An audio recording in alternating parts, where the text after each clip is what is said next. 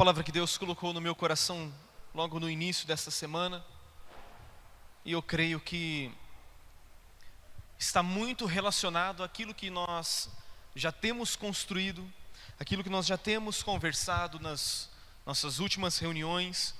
Eu quero que você abra, por gentileza, a sua Bíblia na carta do apóstolo Paulo aos Colossenses. Carta do apóstolo Paulo aos Colossenses, capítulo de número 3, versículo de número 13. Colossenses, capítulo 3, versículo 13.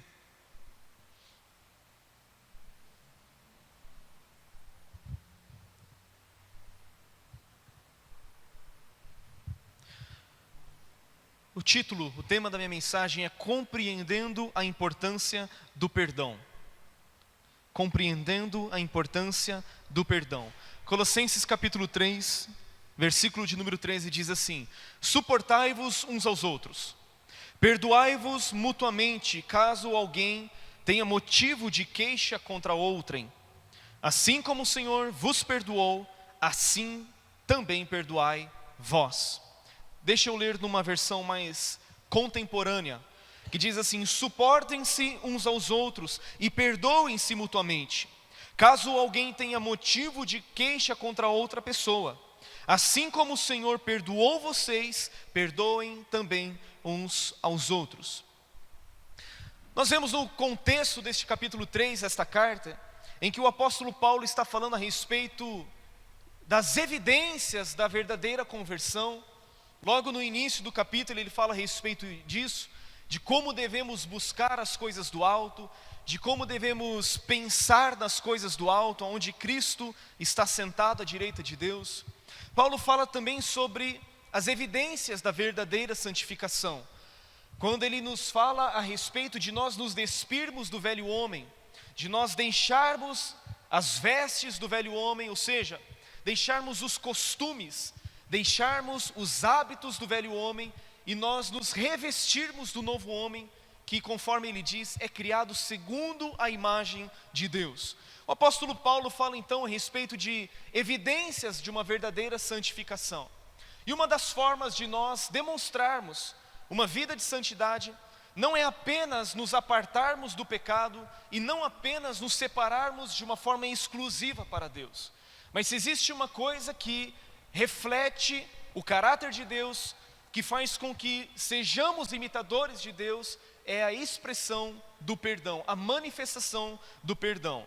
Uma forma de nós imitarmos a Cristo, de nós demonstrarmos o seu caráter, é quando nós perdoamos as pessoas, quando nós expressamos às pessoas o perdão que nós mesmos recebemos da parte de Deus.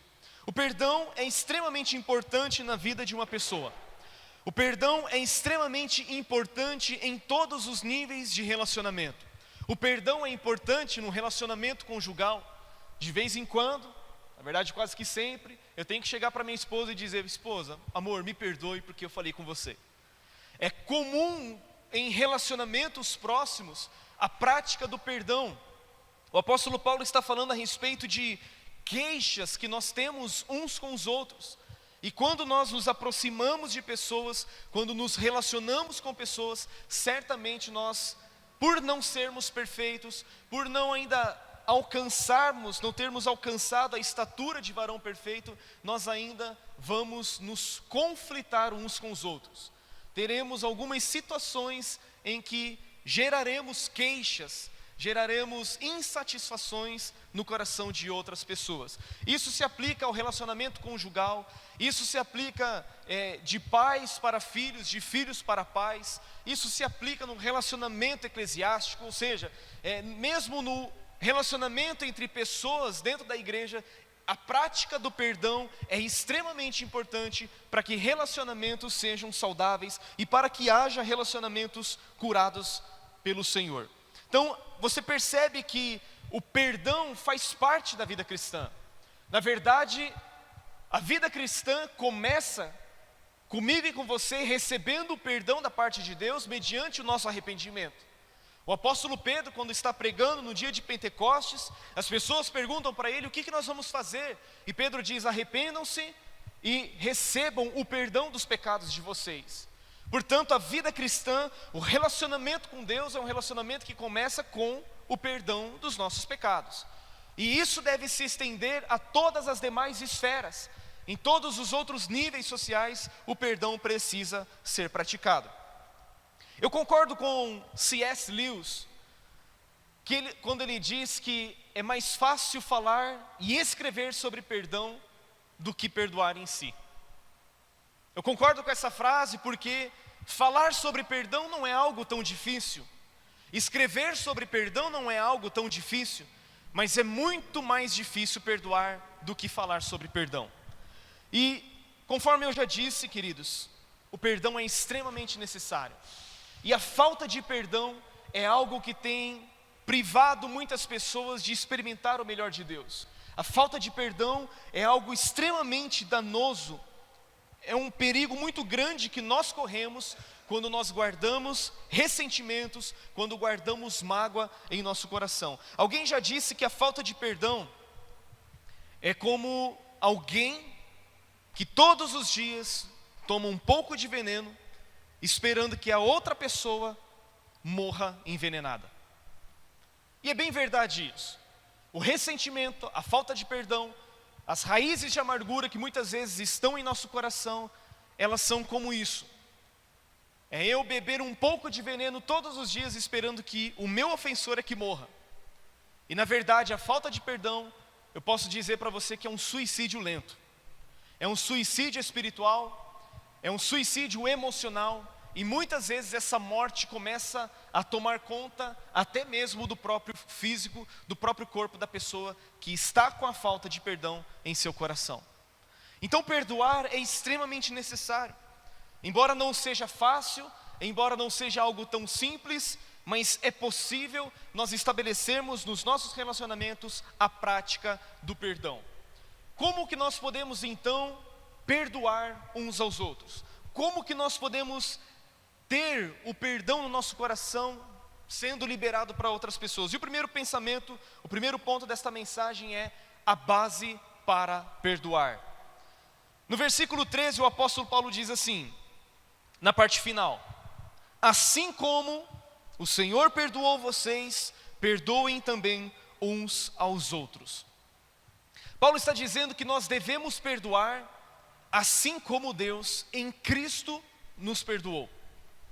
A base para que eu e você perdoemos uns aos outros é entendendo o quanto nós fomos perdoados por Deus. Se nós não compreendermos o quanto Deus nos perdoou, nós jamais estaremos aptos para perdoar aos nossos ofensores. Mas quando nós entendemos a dimensão do perdão de Deus, perdoar outras pessoas se torna algo possível, se torna algo atingível em nossa vida. Colossenses no capítulo 2, versículo 14, o apóstolo Paulo fala que nós tínhamos um escrito de dívida diante de Deus, e este escrito de dívida era inteiramente prejudicial, porque constava de ordenanças. Todos nós tínhamos uma dívida diante de Deus, todos nós, por causa do pecado, estávamos em débito, estávamos em dívida diante do Senhor. O Senhor Jesus, no seu ministério, muitas vezes ele ensinou os seus discípulos, ensinou os seus ouvintes através de parábolas. Parábolas eram ilustrações. Ele pegava situações do dia a dia e usava essas situações para explicar valores, explicar verdades espirituais, revelar a mim e a você alguns princípios ou alguns valores do reino de Deus. Quando Jesus usava de parábolas, já dizia alguém que Jesus não gostava de futebol. Ele dizia parabola. Na verdade é parábola, Outros já dizem assim, remove a trave, o campo é o mundo. Então alguns acabam até usando de base bíblica para dizer que Jesus não gostava de futebol, mas é só uma brincadeira, tá? Só para descontrair um pouquinho. Jesus usava então de parábolas, ilustrações que nos mostravam valores espirituais, verdades espirituais. E uma das parábolas que Jesus conta está em Mateus no capítulo 18, a partir do versículo 23 até o versículo 35. Para nós ganharmos tempo, deixa eu citar para vocês o que a passagem está nos mostrando. Essa parábola é conhecida como a parábola do credor incompassivo. Jesus fala a respeito de um rei que resolveu ajustar contas com os seus servos. E ao fazer isso, trouxeram-lhe um que lhe devia 10.000 talentos. O rei simboliza o próprio Deus, e esses servos que deviam algo imensurável representa toda a humanidade, representa você e eu. E Jesus diz que trouxeram-lhe então a este rei um que lhe devia 10.000 talentos. Só para você ter uma ideia, um talento equivalia a 34 quilos de ouro. Este homem devia 10.000 talentos a este rei. Para você ter uma ideia, um trabalhador comum naquela época, ele recebia por um dia de trabalho apenas 1 denário. E um talento, sendo que ele devia 10.000, um talento equivalia a 6.000 denários. Significa que um talento equivalia a 6.000 dias de trabalho. 10.000 talentos equivaliam a 60 milhões de denários. Se uma pessoa trabalhasse 300 dias por ano, 200.000 anos não seriam suficientes para quitar aquela dívida de 10.000 talentos. Isso nos mostra, isso reflete a dívida que nós tínhamos diante de Deus. Era uma dívida totalmente impagável. O Senhor Jesus está mostrando que a dívida que o homem tinha diante de Deus era uma dívida impagável, que não poderia ser paga com os seus próprios esforços. Romanos 6:23 está escrito: porque o salário do pecado é a morte. O Senhor havia dito para Adão e Eva no jardim do Éden que no dia em que eles comessem da árvore do conhecimento do bem e do mal, eles certamente morreriam. Significa que o salário do pecado é a própria morte. E quando aquele homem se apresenta àquele rei com aquela dívida impagável, o rei disse: olha, seja preso ele, a sua mulher, os seus filhos e tudo o que ele possui, para que a dívida seja paga. Entretanto, quando aquele servo percebe que o seu fim seria a prisão, não somente a sua prisão, mas a prisão também dos seus filhos e da sua esposa, ele se prostra diante daquele rei de uma forma reverente. E a Bíblia diz que aquele rei, movido de uma íntima compaixão, ele simplesmente decide perdoar toda aquela dívida que aquele servo tinha diante dele.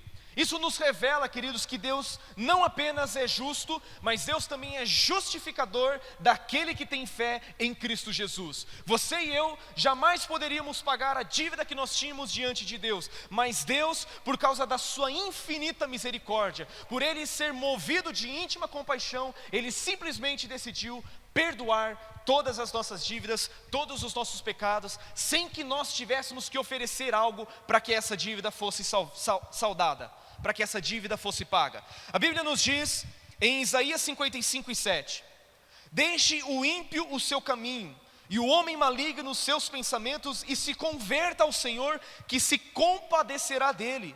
Torne para o nosso Deus, porque é rico, grandioso em perdoar. Eu tenho uma excelente notícia para você.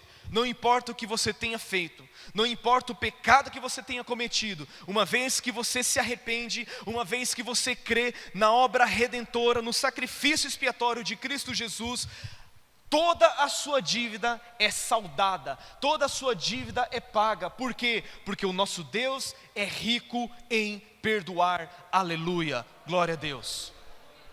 Foi exatamente isso que Deus, em Cristo Jesus, fez comigo e com você.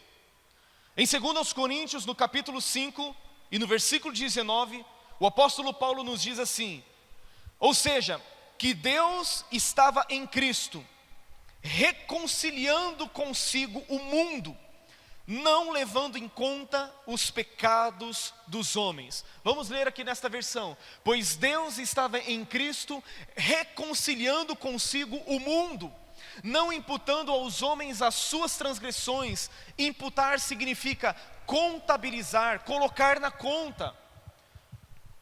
Deus não imputou aos homens as suas transgressões, as nossas transgressões. Deus simplesmente, através da morte de Cristo, através do sangue derramado do Cordeiro de Deus, Ele simplesmente perdoou toda a nossa dívida. Ele simplesmente perdoou todos os nossos pecados. Compreendendo isso, é que nós podemos então perdoar aos nossos ofensores. A Bíblia está dizendo, assim como o Senhor perdoou a vocês em Cristo, é assim também que nós devemos perdoar uns aos outros. E aqui entra então o segundo ponto, a obrigação em perdoar. Voltando a Colossenses capítulo 3, no versículo de número 13, o apóstolo Paulo diz assim, Colossenses 3,13: suportem-se uns aos outros e perdoem-se mutuamente, caso alguém tenha motivo de queixa contra outra pessoa. Queridos, a palavra de Deus está nos mostrando que perdoar não é uma opção para o cristão, não é uma sugestão para mim, para você, para nós que fomos perdoados por Deus. Perdoar uns aos outros é um imperativo. O apóstolo Paulo está dizendo, perdoai uns aos outros. Para nós perdoarmos, nós não precisamos sentir, pastor, eu ainda não senti no meu coração de perdoar fulano de tal. A Bíblia nunca diz isso. A Bíblia nunca diz que nós devemos primeiramente sentir no coração que nós devemos perdoar. A Bíblia diz que isso é uma atitude de obediência. Não apenas uma atitude de obediência, mas uma atitude de fé também. Paulo está dizendo, perdoai-vos uns aos outros como Deus também em Cristo vos perdoou. Portanto, perdoar é uma obrigação a todos nós que recebemos o perdão de Deus. Todos nós que fomos alcançados, precisamos perdoar. E o interessante é que o perdão não é algo unilateral, no sentido de que só eu é quem devo perdoar as ofensas, mas eu também preciso ser perdoado. Paulo está dizendo, perdoai-vos mutuamente. Isso faz parte do que? Daqueles mandamentos recíprocos que nós tanto temos falado ao longo das últimas reuniões. Quando Paulo usa a expressão uns aos outros, significa que eu preciso perdoar a minha esposa e a minha esposa também precisa perdoar a mim. Eu preciso perdoar ao pastor Edivaldo e o pastor Edivaldo também precisa me perdoar. Eu preciso perdoar ao Anderson e o Anderson precisa também me perdoar. Por quê? Porque isso faz parte de um mandamento recíproco. Perdoai-vos uns aos outros como Deus também vos perdoou em Cristo. Perdoai-vos mutuamente. Então o perdão não é uma questão unilateral, mas é uma questão bilateral, ou seja, uns para com os outros. Para que relacionamentos sejam saudáveis e restaurados, é necessária a prática do perdão. Efésios capítulo 4, no versículo 31, a palavra de Deus nos diz assim: que não haja no meio de vocês qualquer amargura, indignação, ira, gritaria e blasfêmia, bem como qualquer maldade. Pelo contrário, sejam bondosos e compassivos uns para com os outros, perdoando uns aos outros, como também Deus em Cristo perdoou a vocês. Aí no capítulo 5, no versículo 1, o apóstolo Paulo diz o seguinte, versículo seguinte, 5:1. Capítulo 5, versículo 1, o apóstolo Paulo diz, portanto sejam imitadores de Deus como filhos amados. Percebe que Paulo está dizendo, perdoem-se uns aos outros, assim como Deus em Cristo perdoou a vocês. Aí no versículo seguinte ele diz, sejam imitadores de Deus como filhos amados. Perdoar é uma das formas de nós expressarmos o caráter de Deus.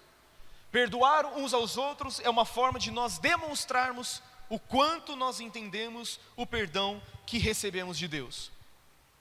O perdão que recebemos de Deus é sempre maior do que o perdão que conseguimos oferecer ao nosso ofensor. Voltando àquela parábola que Jesus conta, trouxeram-lhe um servo que lhe devia 10.000 talentos. Aquele homem prostrou-se de uma forma reverente, a sua dívida foi perdoada, o seu pecado foi perdoado. Imediatamente quando aquele homem, depois de ter sido perdoado, ele sai e encontra um dos seus conservos que lhe devia apenas 100 denários. 100 denários. Olha só, aquele homem devia 10.000 talentos. O rei perdoou a sua dívida, uma dívida de 200.000 anos de trabalho. Quando aquele servo sai, ele encontra um que lhe devia apenas 100 denários, que era o equivalente a 3 meses de trabalho. Era grande a dívida que ele tinha? Se comparado ao tanto que ele foi perdoado pelo rei, aquilo que o seu conservo lhe devia, apenas 100 denários, não era nada se comparado ao perdão que ele havia recebido de Deus. E o interessante é que nós vemos ele sufocando aquele seu conservo, que lhe devia apenas isso. E quando seus companheiros viram que ele havia procedido de uma forma tão bruta, tão incompassiva, com falta de misericórdia, com falta de compaixão, os seus companheiros foram lá e relataram ao rei tudo o que havia acontecido. E aí no capítulo 18 de Mateus capítulo 18, versículo 32, olha o que aquele rei disse para ele. Olha só. Então o seu senhor, chamando-o à sua presença, disse-lhe: servo malvado, perdoei-te toda aquela dívida porque me suplicaste. Versículo seguinte: não devias tu também ter compaixão do teu companheiro? Agora preste atenção: assim como eu tive compaixão de ti.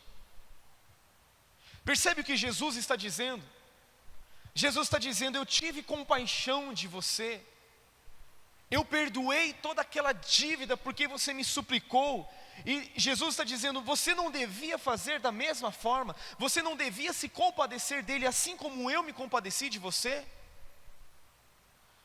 Vale ressaltar que no versículo anterior, Jesus disse que aquele rei se indignou. Queridos, a falta de perdão é algo que indigna o coração de Deus. É como se Deus olhasse dos céus e dissesse: filho, você não está entendendo o tamanho da sua dívida para comigo, e eu te perdoei. Como você não pode perdoar o seu ofensor, que lhe deve algo incomparável? Jesus está dizendo que, da mesma forma que recebemos a misericórdia de Deus, devemos também estender essa misericórdia àqueles que nos ofenderam. Devemos perdoar, portanto, porque fomos perdoados. Devemos perdoar porque temos queixas uns dos outros. Devemos perdoar assim como Deus nos perdoou, e devemos perdoar reciprocamente, de uma forma recíproca. Quando a Bíblia diz que Deus perdoa e esquece, isso não significa que Deus foi tomado de uma amnésia. Quando a Bíblia diz que Deus nos perdoa e Ele lança os nossos pecados no mar do esquecimento, isso não significa que Deus foi tomado de amnésia, mas significa que Ele zerou a nossa conta. Portanto, queridos, perdoar não significa tirar da mente. Perdoar não significa se esquecer. Perdoar não é tirar da mente, perdoar é tirar do coração. Com certeza, todos nós aqui temos cicatrizes em nosso próprio corpo, fruto de brincadeiras, né, quando criança, fruto das peraltices que qualquer criança, qualquer adolescente faz. No entanto, quando você brinca, quando você cai, você se machuca, aquela ferida, ela precisa ser cicatrizada. E depois de alguns anos, você vai olhar para aquela cicatriz, você vai bater nela, e você não sentirá mais dor nenhuma. Por quê? Porque aquela ferida foi cicatrizada. Perdoar é da mesma forma. Não é tirar da mente, não é se esquecer, mas é tirar do coração. É zerar a conta, é zerar a dívida, é dizer: você não me deve mais nada. Foi isso que Deus fez comigo e com você através de Cristo. Ele não lança mais na nossa conta. E em terceiro e último lugar, eu quero falar sobre os perigos da falta de perdão. Os perigos da falta de perdão. Nessa mesma parábola do capítulo 18 de Mateus, quando o Senhor Jesus fala que aquele rei se indignou, ele mandou que aquele servo fosse preso e entregue aos carrascos. Olha no versículo 34 de Mateus 18. Mateus 18, 34. A Bíblia diz assim: e indignado, o seu senhor o entregou aos verdugos. Outra versão diz aos torturadores. Uma outra versão ainda diz aos carrascos, até que pagasse tudo o que lhe devia. A primeira consequência que nós podemos sofrer pela falta de perdão é a prisão e a tortura. Aquele homem que não perdoou o seu conservo, ele foi entregue nas mãos de um torturador. Ele foi entregue nas mãos de um carrasco. E esse carrasco ele simboliza Satanás e seus demônios. Porque a pessoa que não perdoa está aprisionada. A pessoa que não perdoa, ela está nas mãos do diabo, querido. Essa pessoa está nas mãos de verdugos, de torturadores, pessoas espíritos malignos que atormentam a consciência da pessoa que não libera o perdão. Então a falta de perdão é algo muito perigoso, é um risco muito grande que nós estamos sujeitos a viver. Por isso é importante nós entendermos a dimensão do perdão de Deus sobre as nossas vidas, para que nós não sejamos entregues aos carrascos. Este homem foi entregue aos carrascos até que toda aquela dívida fosse paga. Então a primeira consequência da falta de perdão é a prisão e a tortura. A segunda consequência é que Satanás alcança vantagem. Segundo aos Coríntios, capítulo 2, versículo 10 e 11. Diz assim: a quem vocês perdoam alguma coisa, eu também perdoo.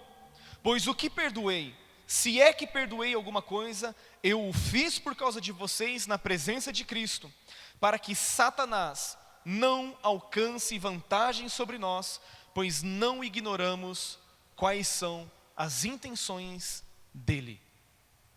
Paulo está dizendo que a falta de perdão, quem alcança vantagem não é a pessoa ofendida.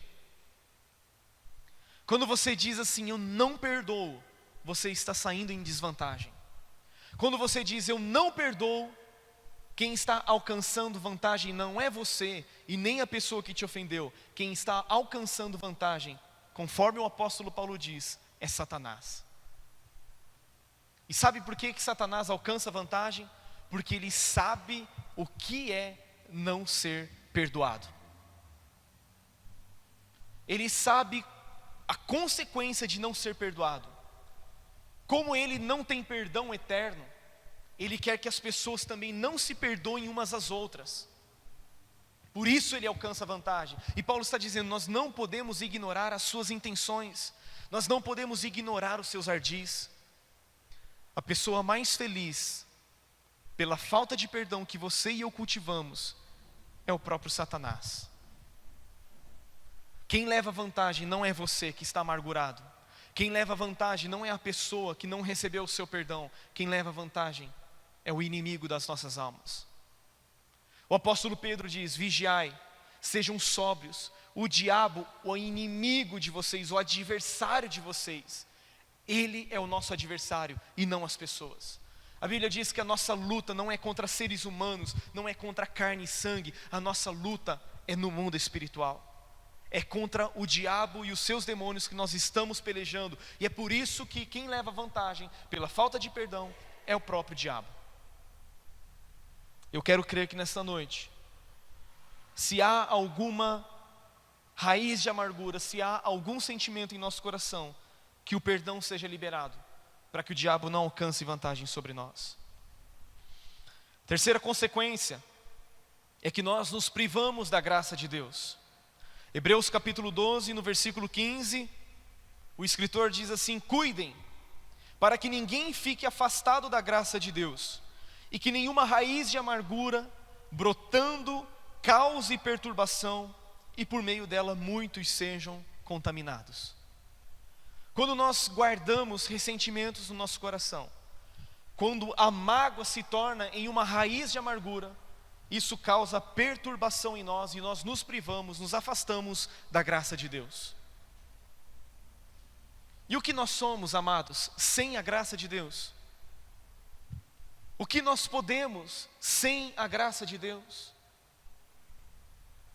Se não for a graça de Deus em nossa vida, a graça através da qual fomos salvos, a graça que nos santifica, a graça que nos abençoa, a graça que nos protege, se nós nos afastarmos dessa graça, o que será de nós? E o escritor aos Hebreus está dizendo: não se aparte da graça de Deus. Não deixe que a raiz de amargura brotando cause perturbação. Uma raiz, ela tanto pode ser alimentada como pode ser arrancada. Uma raiz que está na terra, para que ela dê fruto, o que precisa ser feito?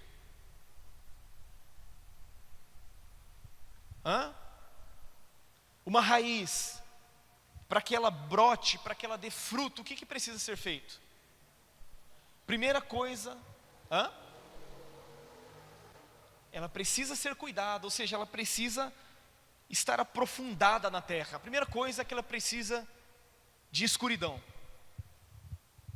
Jesus, na parábola do semeador, ele fala a respeito de uma parte da semente que caiu no solo rochoso. E essa semente caiu no solo rochoso. Ela não tinha raiz, não tinha profundidade. E quando saiu o sol, queimou a semente. Isso significa, querido, que para que uma raiz brote, ela precisa ter profundidade, ela precisa ficar escondida na terra. E a segunda coisa é que ela precisa ser protegida, precisa ser cuidada, ela precisa ser cultivada. E para que a raiz de amargura não entre em nossa vida, primeiramente ela precisa ser exposta ao sol. Ela precisa ser trazida à luz. Isso significa que aquilo que está causando amargura em nosso coração, ela precisa ser apresentada diante de Deus. Ela precisa ser trazida à luz diante de Deus. Não significa que Deus não saiba, Ele sabe. Mas trazer à luz significa reconhecer, significa trazer à luz, dizer: Deus, aqui está o problema. É necessário trazer à luz. A segunda coisa, para que essa raiz de amargura não brote, é que ela precisa parar de ser alimentada. E muitas vezes nós alimentamos certas raízes de amargura quando nós somos tomados de uma autocomiseração. Porque isso acontece comigo? Está vendo o que ele fez? Quando nós ficamos no bom sentido da palavra, lambendo as feridas. Ao invés de curá-la, ao invés de trazer a luz, ao invés de parar de alimentar a ferida, nós ficamos alimentando a ferida. Nós ficamos naquele coitadismo, naquela autocomiseração. Mas nós precisamos trazer a luz, trazer diante de Deus, e muitas vezes diante de pessoas maduras em Deus, para que essa raiz ela seque, para que ela não brote. E o texto está dizendo que ela não apenas brota, mas ela causa perturbação. A raiz de amargura, quando brota, ela causa perturbação. E não apenas perturbação, mas ela começa a contaminar outras pessoas também. Coloca novamente o texto em tela, por gentileza. Hebreus capítulo 12, versículo 15. Hebreus 12, 15.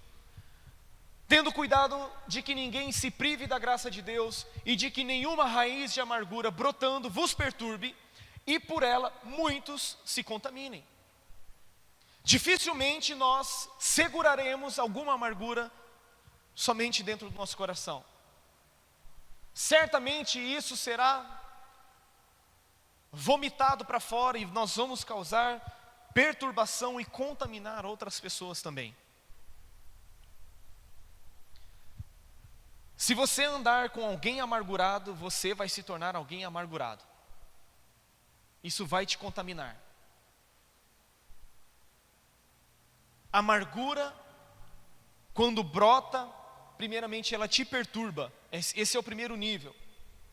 Depois de te perturbar, ela vai contaminar muitos outros através de você. E aí não apenas nós ficamos amargurados, como a gente também começa a causar amargura nos outros. É por isso que precisamos fazer o quê? Trazer a luz e permitir que o Senhor cure o nosso coração. Permitir que o Senhor sare o nosso coração e arranque do nosso coração toda e qualquer raiz de amargura que esteja dentro dele. A quarta e última consequência da falta de perdão é que nós não somos perdoados por Deus. Mateus capítulo 6, versículo 12,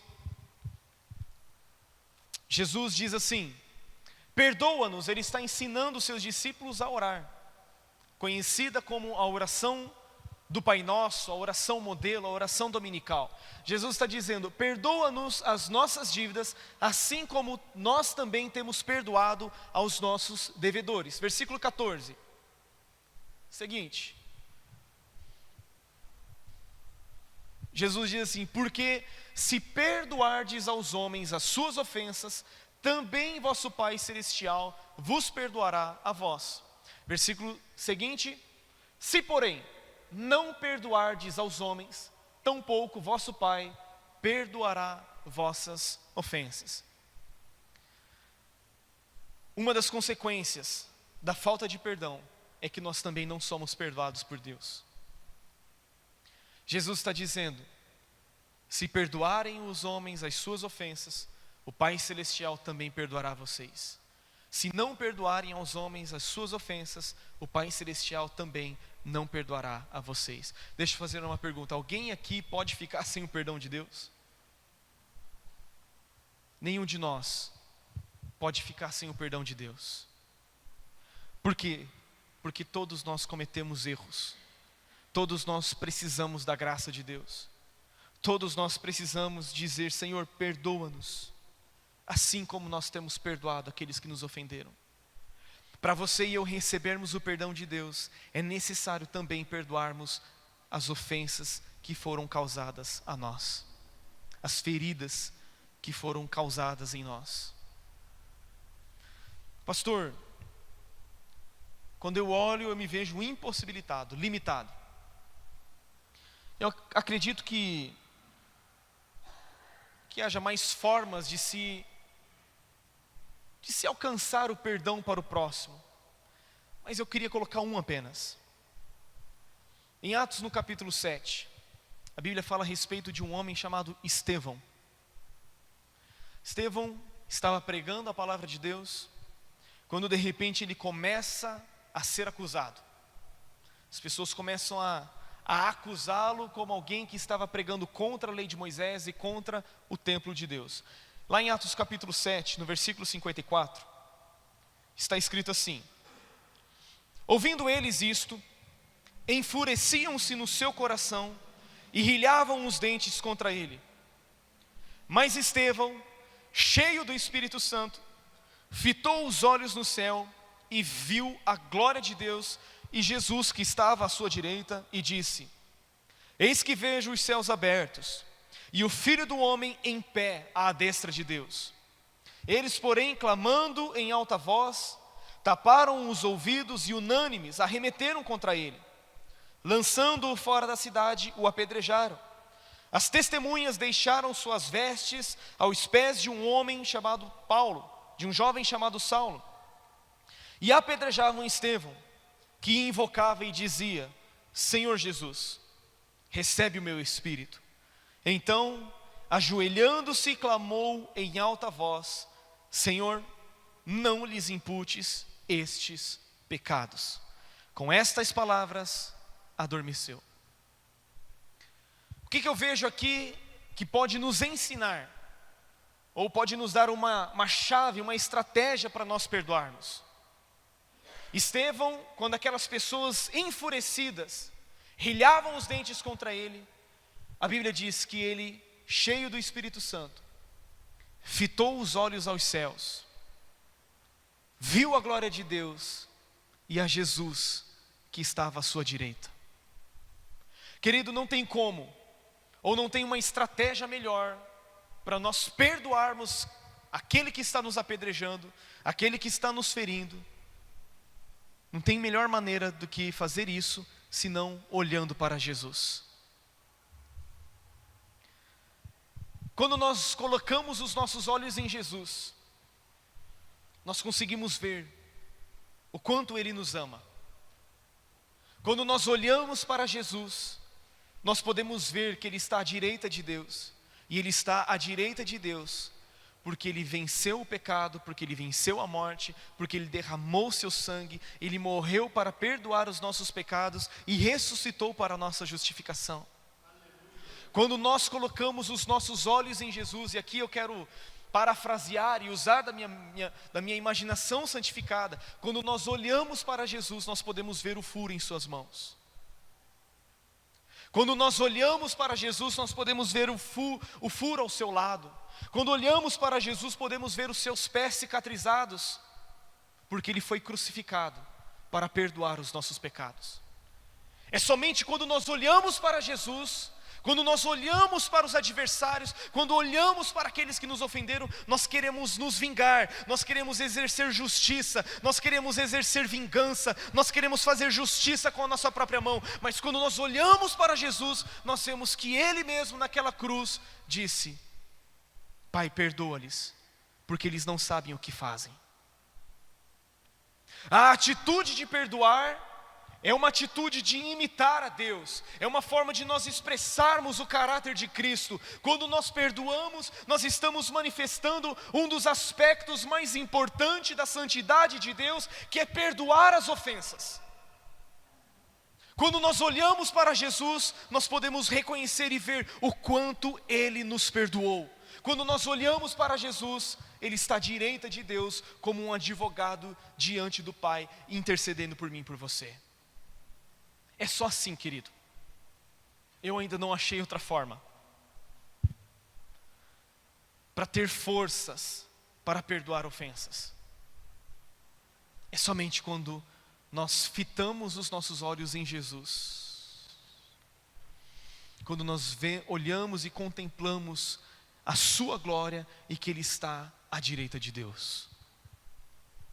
Estevão, sendo apedrejado, ele se ajoelha, clama em alta voz e diz: Senhor, não lhes imputes este pecado, recebe o meu espírito. O que foi que Jesus disse quando estava naquela rude cruz? Exatamente as mesmas palavras, dizendo: Pai, perdoa-lhes, porque eles não sabem o que fazem. E essa é a atitude que nós devemos ter. Assim como Estevão, assim como Jesus fez, nós devemos, como filhos de Deus, sermos imitadores do nosso Pai Celestial. Que nesta noite nós possamos colocar os nossos olhos em Jesus. Que nesta noite nós possamos entender a dimensão do seu perdão. Possamos entender o quão necessário é perdoarmos uns aos outros. Coloque-se em pé no seu lugar, por gentileza.